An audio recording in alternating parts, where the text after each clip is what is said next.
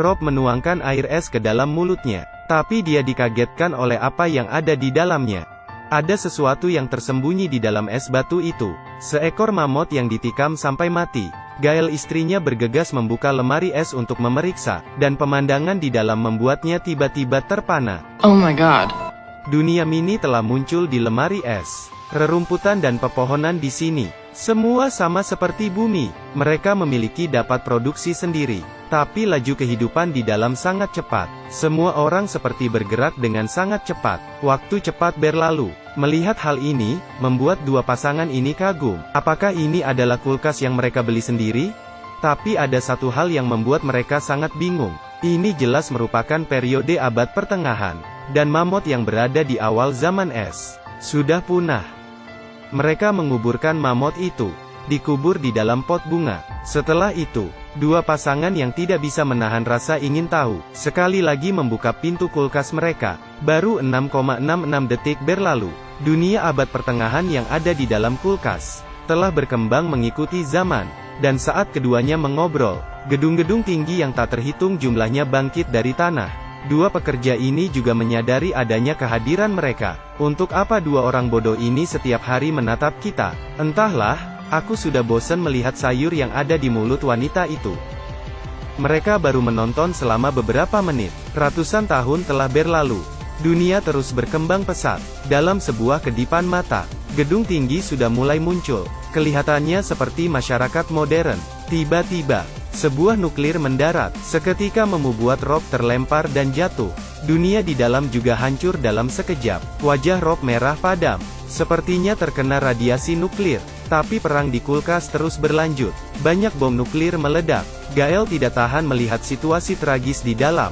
Kemudian menutup pintu kulkasnya. Setelah 1 jam kemudian, ketika Gael membuka pintu kulkas, dan pemandangan di dalamnya, benar-benar berbeda dengan apa yang ada di pikiran mereka.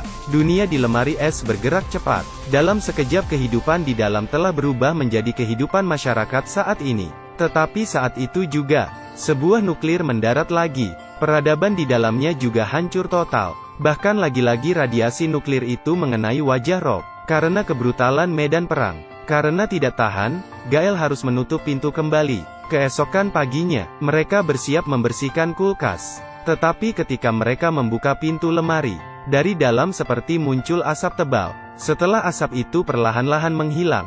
Ya Tuhan, dunia miniatur kembali ke zaman dinosaurus. Sepertinya tidak ada perang nuklir. Semuanya kembali ke zaman purba.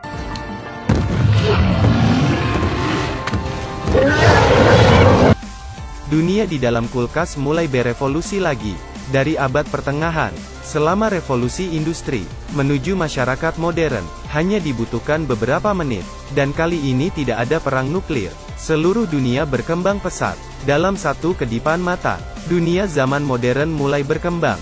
Banyak bangunan aneh yang dibangun. Melihat hal ini, kedua pasangan ini terkagum. Kemudian, piramida hitam muncul dari tanah. Jembatan yang tak terhitung banyaknya. Semua energi, terus-menerus dimasukkan ke dalamnya. Tidak lama kemudian, pusat piramida mulai berubah.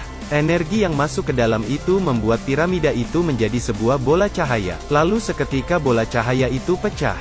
Cahaya yang tak terhitung jumlahnya keluar dari kulkas. Dan terbang mengitari mereka berdua. Saat itu juga, bola di lemari es semakin besar.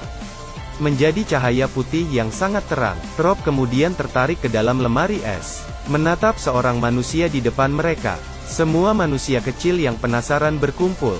Ini adalah tubuh mayat terbesar yang pernah ditemukan manusia. Panjang tubuhnya lebih dari 300 meter. Dengan berat setidaknya 200 ton.